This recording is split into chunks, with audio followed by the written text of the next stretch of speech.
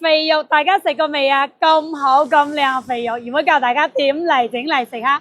嗱，我哋呢嚿肥肉咧就喺五花肉上邊呢嚿肥肉嚟㗎。嗱，呢嚿咧我哋就叫貴妃肉，我哋要起咗出嚟先嚇。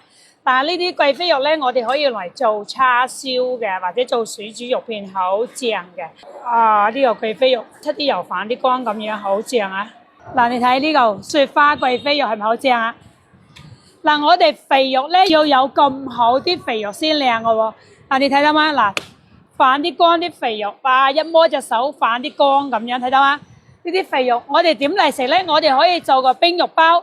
嗱，依家啲人中意養生嘅都要用豬油肥肉煎豬油啊！有時咧，估唔估煮啲豬油炒菜好正㗎，因為豬油係養生啊嚇。嗱，仲有咧，我哋可以用嚟包粽。嗱，呢啲肥肉咧，我哋係包粽好正㗎。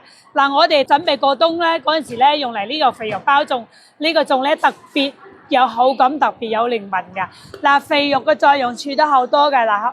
好多人驚食肥，但係呢啲肥肉咧，我哋整個冰肉包啦，煎個豬油啦，仲有攞肥肉可以用嚟包粽啊！我哋要挑選呢啲咁好咁肥嘅啲肥肉先得個大肥豬嚟嘅。